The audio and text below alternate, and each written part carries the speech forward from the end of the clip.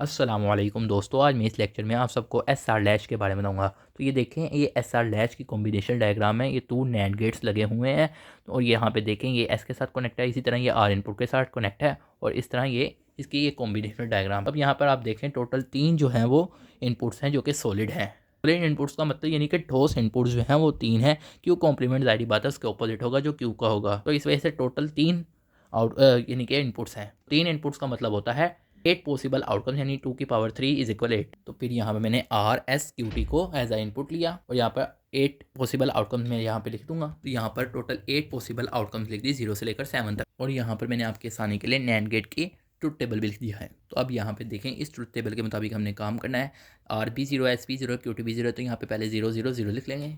जाहिर बात है जब क्यू 0 है तो क्यू कॉम्प्लीमेंट उसका अपोजिट होगा। तो यहाँ पे 0 है तो इसका अपोजिट 1 होगा। यहाँ पर सबसे पहले हमने वो वाला नैंड गेट डिस्कस करना है जिसमें इन आउटपुट में से पहले 0 आ रहा है। तो जो 0 आ रहा है हमने वो वाला नैंड गेट डिस्कस करना। तो यहाँ पे 0 है तो ये वाला नैंड गेट हम डिस्कस करेंगे। तो 0।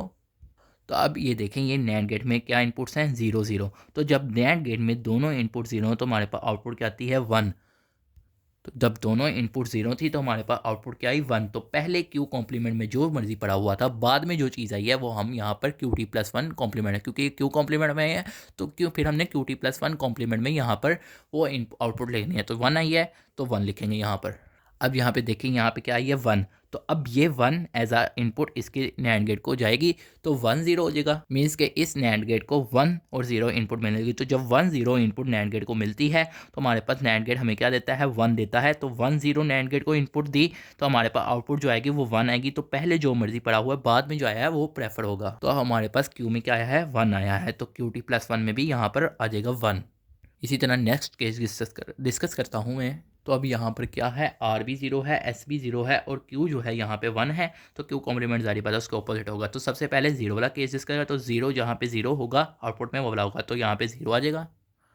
तो जब दोनों इनपुट्स नैंड गेट में 0 हों तो हमारे पास आउटपुट क्या आती है 1 आती है। तो यहाँ पे दोनों 0 हैं तो आउटपुट हमारे पास 1 आएगी।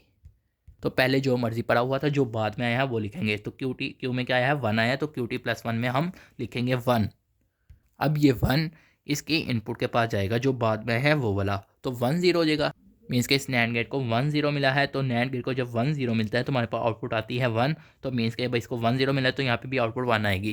तो पहले जो मर्जी पड़ा हुआ है जो वो प्रेफर नहीं करेगा, जो बाद में आया वो प्रेफर करेगा। तो यहाँ पे क्यू कॉम्प्लीमेंट में क्या आया है 1 आया है। तो यहाँ पे क्यू टी प्लस 1 कॉम्प्लीमेंट में भी 1 आ जाएगा। इसी तरह बाकी जो कॉम्बिनेशन हैं या पॉसिबल आउटकम्स हैं वो आपने खुद प्रैक्टिस करनी है इस डायग्राम और इस ट्रुथ टेबल की मदद से। जिस तरह मैंने आपको बताया है तरीका, तो उसका जो आंसर है वो मैंने यहाँ पे लिख दिया। अब आप यहाँ पे देखें इस ट्रुथ टेबल में, अब यहाँ पे देखें क्यू टी प्लस 1 में जो भी पड़ा हुआ है क्यू टी प्लस 1 कॉम्प्लीमेंट में उसके अपोजिट है, जो कि बिल्कुल ठीक है। लेकिन अगर आप यहाँ पे देखें क्यू टी प्लस 1 में जो पड़ा हुआ है वही क्यू टी प्लस 1 कॉम्प्लीमेंट, यानी कि यहाँ पे भी 1 पड़ा हुआ है यहाँ पे भी 1 पड़ा हुआ है। तो ऐसा तो पॉसिबल नहीं है कि एक वक्त में जो चीज़ है उसके अपोजिट चीज़ भी वही हो। तो ये तो फिर एक डेंजर कॉम्बिनेशन हो। फिर हम ये कहेंगे कि ये एक डेंजर कॉम्बिनेशन है कि क्यू टी भी प्लस 1 भी 1 है एक ही वक्त में और उसके कॉम्प्लीमेंट में भी 1 ही है। मैं इसका कॉम्पैक्ट टेबल डिस्कस करता हूँ। कॉम्पैक्ट टेबल में 2 इनपुट्स हैं जैसा कि आर और एस है। तो 2 इनपुट्स आर और एस लिख दी और क्यू टी प्लस 1 जो है इसकी आउटपुट है।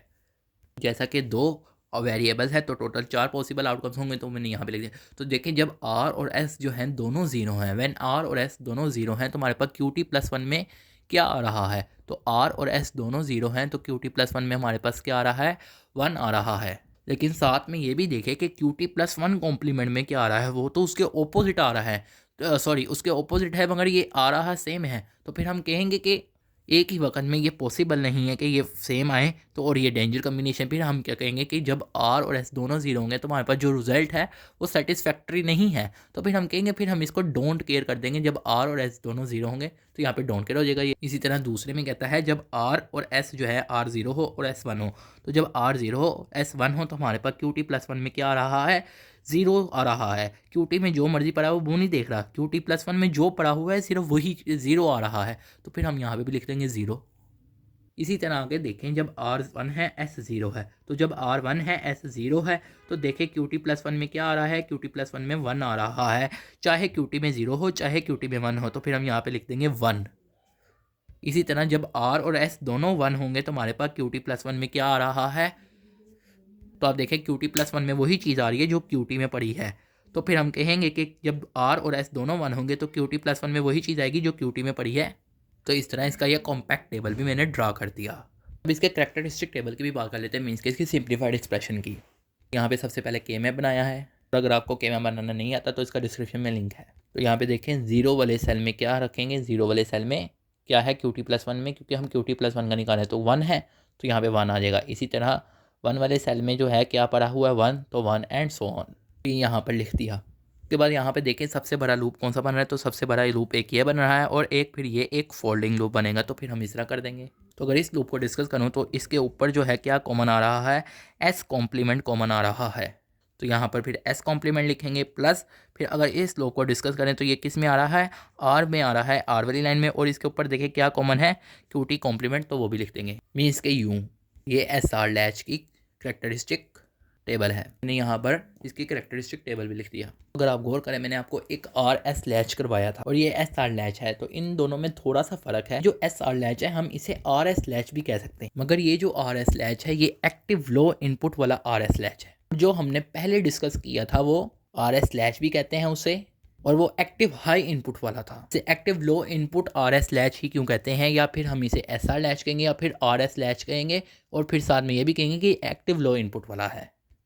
इसकी एक वजह है, तो मैं आपको बता देता हूँ कि इसे हम क्यों कहते हैं। जैसा कि मैंने आपको बताया था कि आर का मतलब रीसेट होता है यानी ज़ीरो, और एस का मतलब होता है सेट यानी वन। और इसका ये जो है यहाँ पर ये जो आउटपुट लिखी है इसे भी लिखने की एक और ट्रिक है, ये वैलिड है। इसके आप उसे ट्रिक भी कह सकते हैं या तरीका भी कह सकते हैं। इसे एक्टिव लो इनपुट इस वजह से कहते हैं जब आर और एस दोनों ज़ीरो इनपुट्स होंगी, क्योंकि जब आर को भी ज़ीरो इनपुट मिलेगी या एस को भी ज़ीरो इनपुट मिलेगी तभी ये एक्टिव होंगी, यानी तभी इन्हीं की बात सुनी जाएगी। तो जैसा कि जब आर एक्टिव होता है तो वो कहता है वैल्यू को रीसेट कर दो, यानी कि आउटपुट को यानी कि ज़ीरो कर दो, और जब एस होता है यानी एस एक्टिव होता है तो वो कहता है कि वैल्यू को जो है वो वन कर दो। तो जब आर और एस यहाँ पे देखें दोनों ज़ीरो हैं तो ये एक्टिव लो इनपुट का है कॉम्पैक्टेबल, तो दोनों ही यहाँ पर एक्टिव हैं क्योंकि दोनों लो इनपुट पर एक्टिव होते हैं। तो दोनों एक्टिव हैं और दोनों एक दूसरे के ऑपोजिट बात कहते हैं, तो मीन्स के फिर हम इनको क्या कर देंगे, डोंट केयर कर देंगे, क्योंकि दोनों ही एक दूसरे को, एक कहता है कि ज़ीरो कर दो, एक कहता है वन कर दो। इसी तरह यहाँ पे देखें, यहाँ पे एक्टिव है आर, क्योंकि आर ज़ीरो है, एस जो है ये वन है यानी ये एक्टिव नहीं है। तो जब आर ज़ीरो है तो ये क्या कहता है वैल्यू को रीसेट कर दो यानी ज़ीरो कर दो, तो यहाँ पे क्या कर दिया, ज़ीरो कर दिया। इसी तरह अगर हम यहाँ पे देखें, यहाँ पे एक्टिव है एस यानी सेट एक्टिव है, तो वो कहता है वैल्यू को सेट कर दो यानी वन कर दो, तो वन कर दिया। इसी तरह यहाँ पे देखें दोनों ही एक्टिव नहीं, तो फिर हमारे पास फंक्शन जो है वो क्लोज्ड ऑपरेटर की तरह काम करेगा, यानी जो पीछे चल रहा है उसी तरह काम करेगा। इस वजह से हम इसे active low input R S latch कहते हैं। यहाँ से एक रिजल्ट निकलता है, वो ये निकलता है कि हमारे पास आर एस लैच दो किस्म के होते हैं, एक एक्टिव लो इनपुट वाला होता है और एक्टिव हाई इनपुट वाला होता है। तो एक्टिव हाई इनपुट वाले का मतलब यानी कि जो हमने नोर गेट की मदद से किया था, और एक्टिव लो इनपुट का मतलब जो हम नैंड गेट की मदद से करते हैं। मैं आर एस फ्लिप फ्लॉप आपको समझाऊंगा, मीन्स के यूजिंग नैंड गेट वाले, जो हमने आर एस लैच जो है वो नैंड गेट की मदद से किया है वो वाला, उसकी मदद से। तो ये आर एस फ्लिप फ्लॉप है using NAND gate R S latch, और इसके इस तरफ भी नैंड गेट ही लगेंगे। पहले हम एंड गेट लगाते थे जो कि नोर गेट में लगाते थे, यानी जब हम यहाँ पे नोर गेट वाला आर एस लैच, यहाँ पे हम नैंड गेट वाला आर एस लैच यूज़ करें, और यहाँ पे हम नैंड गेट ही यूज़ करेंगे आगे। और ये क्लॉक पल्स है जो कि हमेशा वन रहेगी, और ये एस और आर भी इनपुट्स हैं। यहाँ पर क्लॉक पल्स जो है वो हमेशा वन रहेगी। अब यहाँ पर आपके माइंड में एक क्वेश्चन आएगा कि क्या आर एस फ्लिप फ्लॉप भी दो तरह के होते हैं? इसका आंसर जो है वो नो है। आर एस लैच जो है वो सिर्फ दो तरह के होते हैं, के फ्लिप फ्लॉप जो होते हैं वो एक ही तरह के होते हैं, ठीक है। उनकी ये जो यहाँ पे जो आउटपुट आएगी वो वही आएगी जो हमने using NOR gate R S latch से की थी, मीन्स के यूँ, यानी कि ये बिल्कुल सेम होगी जिस तरह हमने पहले आर एस फ्लिप फ्लॉप बनाना सीखा था नोर गेट वाले आर एस लैच से। तो फ्लिप फ्लॉप जो है उसका फंक्शन जो है यानी कि आउटपुट जो है वो उसी तरह होगी, लेकिन उसको डिज़ाइन करने का वे जो है वो बिल्कुल दो तरीक़ा से होगा। एक जो मैंने पहले आपको बता दिया और एक ये है। यहाँ पे सबसे पहले हमने नैंड गेट जो है, नैंड गेट वाला आर एस लैच लिया और उसकी एक इनपुट को हमने इस तरह जोड़ा है, और इसे एस से जोड़ा है, इसे आर से। याद रहे कि हमने इसे आर से नहीं, इसे एस से ही जोड़ना है, हमने इनको आगे पीछे नहीं करना, और इधर भी हमने आगे पीछे नहीं करना, जिस तरह लिखे हुए हैं उसी तरह लिखने हैं, और इसी तरह इसको हमने ज्वाइन करना है। तो आपको इसकी मज़ीद इन डेप्थ में जाने की ज़रूरत नहीं है, क्योंकि आपको इसका कॉम्पैक्ट टेबल ही चाहिए होता है ज़्यादातर, तो वो बिल्कुल सेम है। तो मैंने यहाँ पे आपको कॉम्पैक्ट टेबल भी लिख दिया। इसका जो लिखने की जो कॉम्बिनेशनल डायग्राम है वो दो है, चाहे आप ये वाली ड्रा कर लो चाहे वो वाली ड्रा कर लो, लेकिन एट द एंड जो रिज़ल्ट है वो सेम होगा। तो इस वजह से इसकी आप डेप्थ में जाए ना, बेहतर है। तो आर एस फ्लिप फ्लॉप की जो भी चीज़ है, चाहे एक्साइटेशन टेबल है या जो मर्जी है, वो सारा बिल्कुल उसी तरह सेम होगा। और उसका मैंने डिस्क्रिप्शन में लिंक भी रखा हुआ सब फ्लिप फ्लॉप्स का मैंने नोरकिट आर एस लैच से कराए हैं। और आपने वो बड़ी समझना है, उसकी ट्रिक्स वाला लेक्चर भी मैंने इसमें डिस्क्रिप्शन में रखा हुआ है। तो आगे जेके फ्लिप फ्लॉप समझते हैं using NAND gate R S latch. तो यहाँ पे मैंने एक NAND gate R S latch बनाया हुआ है। अगर आप ये देखें, ये एस आर या आर एस फ्लिप फ्लॉप के बिल्कुल एज इट इज़ है, लेकिन इसमें थोड़ा सा फ़र्क है। यानी कि यहाँ पे हमने एस की जगह जे लिख दिया, आर की जगह के लिख दिया। और एक फ़र्क जो है वो ये है कि हमने इसकी इनपुट को इससे अटैच करना है, इसी तरह इस इनपुट को हमने इससे अटैच करना है। मीन्स के यूँ अब ये इसकी फाइनल कॉम्बिनेशन है। अब जो जे के फ्लिप फ्लॉप है, इसकी भी कॉम्बिनेशन डायग्राम बनाने के दो वे हैं, एक ये है और एक जो मैंने पहले आपको डिस्कस कर दिया हुआ है। तो आप चाहे दोनों जिस मर्जी वे से आप इसकी कॉम्बिनेशन डायग्राम ड्रा कर सकते हैं। अगर आप इससे ड्रा करेंगे फिर आपको ये नैंड गेट यूज़ करने पड़ेंगे।